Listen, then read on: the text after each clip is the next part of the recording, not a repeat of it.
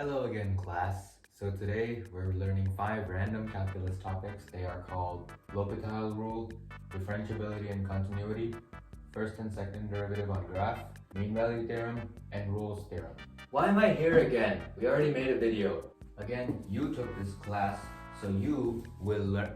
Hey! Wake up, idiot! If you don't start behaving, I'll extend this lesson. No, not my learning. I'm sorry. That's what I thought.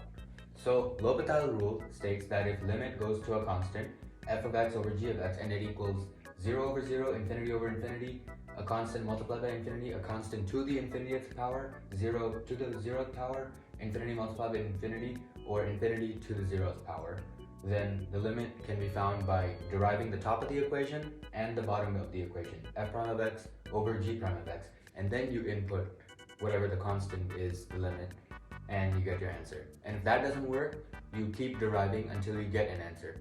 So the definition of derivative is completely useless? It's not useless, you still learn the definition. So why didn't you teach this rule at the beginning of the year when we were learning definition of derivative? It would have been nice to know that. But I'm not a real Calc BC teacher, so I don't know the answer to that question. You have to ask Miss Sony that. No thanks, I'll just leave it. She scares me. Alright then, let's look at an example.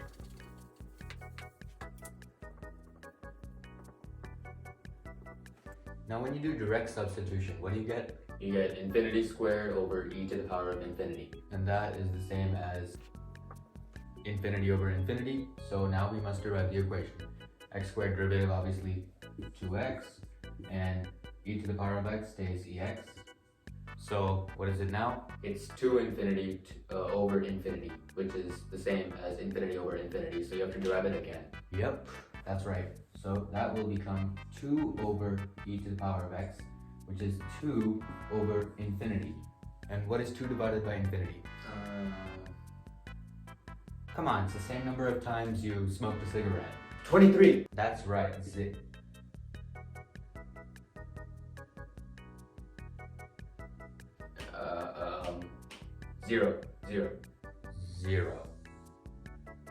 It's 0.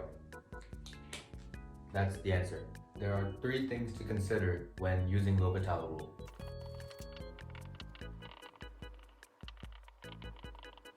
The denominator cannot be equal to 0 after deriving, because then it's undefined. The function cannot be oscillating, because it can only approach a single y value. And the limit cannot be plus or minus infinity, because then it's undefined as well. Okay, now I understand El Hospital's rule. Oh, also, you say El Hospital and I kill you. So now the second topic is differentiability and continuity. So differentiable means you can derive. And for a function to be differentiable in a given interval, it has to meet these conditions. The function must be continuous. There should be no cusps, meaning like sharp corners like this. And there is no vertical line. This is continuously boring. Hey! We're moving on to examples. Okay, so here are 4 examples. Is this graph differentiable? The function is continuous and there's no cusps or vertical lines, so it is differentiable. Okay. Now is this graph differentiable? No, because there are cusps. How many? 2. Yep. And that is not differentiable. Now is this graph differentiable? This function is not even continuous because there's an infinite discontinuity. And it's right here. So it's not differentiable. Now, is this graph differentiable? Continuous, no cusps, no verticals, so yes. Yes. And that is our example for differentiability and continuity. A good thing to remember about differentiability and continuity is that if a function is differentiable, it's automatically continuous, but the converse is not true. If it's continuous, it's not always differentiable. So with that in mind, we are going to move on. So the next topic is first and second derivative on graph. So when you derive an original function once, it shows whether it's increasing or decreasing when you input a value of x, or f prime of x.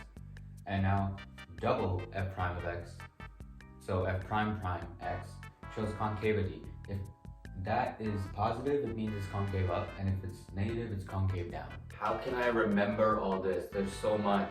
Come on, there's an easy way to remember this. Okay, tell me. Be smart. So we can understand this concept through an example. What is the description of the graph when x equals 2 given this equation? Negative x cubed plus 4x squared minus 2x. So first, to find out if it's increasing or decreasing, we have to derive it once. This. Now, what is f prime of 2? Since you have to now plug it into the equation, it's going to be 2. Yep, that is 2. And now we have to derive it again. So negative 3x squared turns into negative 6x and then plus 8. Now what is f double prime of 2? That would be negative 4. Right, it is negative 4.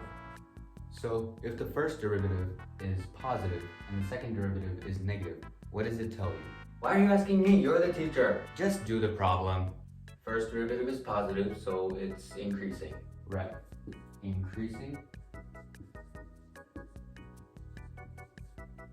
And concave. Down since it's negative. This means that the graph will look like this. At least at x equals 2. And that is the example. Good job. So we're done now? No, we still have 2 quick topics left. Now we're moving on to the mean value theorem. Do you know what that is? No, but you're being a mean teacher. I can be mean if I want. You want a 0? Okay, hang on. No need to get crazy. Okay, I'm listening. Okay, so shut up. Mean value theorem states if a function is continuous on closed interval ab and differentiable on open interval ab, there exists at least one value in the interval where f prime of c equals average rate of change. Another way to say that is that there is at least one tangent line in the continuous function that is parallel to the secant line. So suppose that there is a graph that goes like this. This is A and this is B. So right here and right here. That means the second line is slightly negative and there is at least one point on this graph that shows that it's parallel. Can you tell me where that is? There is one point right after A at the relative maximum. Okay, good. Right here. And another? And also slightly before the relative minimum on the graph. Good. Right here. And that is pretty much it about the mean value theorem. It's a simple topic. Can you make all the topics as simple as this? Okay, I guess not. If it were that simple, this world would be a much easier place. Now finally, we have Rolle's theorem. That states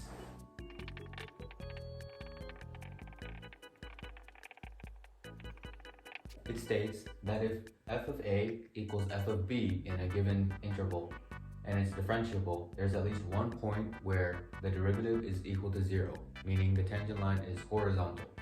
That also means that there is either a relative extrema or an absolute extrema. So it means that it goes from negative to positive or positive to negative? Yes, that is exactly what it does. So now we have made it through the 5 lessons. So now I leave. Not yet, we're doing a quick review.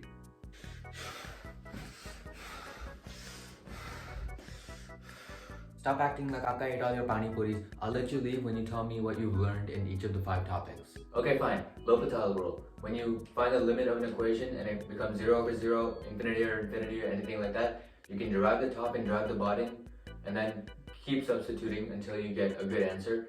And also 2 divided by infinity is 0. This is not 23. And differentiability and continuity.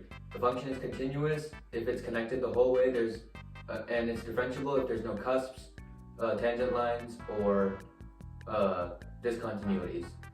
First and derivative graphs. A first derivative tells you if it's increasing or decreasing depending on whether it's positive or negative. Second derivative graphs tells you if it's concave up or concave down depending on positive or negative. Mean value theorem states that on a continuous function in the interval of a and b, there's at least one point where the tangent line is equivalent to the average rate of change, otherwise known as the secant line. And Rolle's theorem states that if f of a is equal to f of b in one interval, then there is at least one relative extrema, meaning one tangent line that is horizontal. Boom!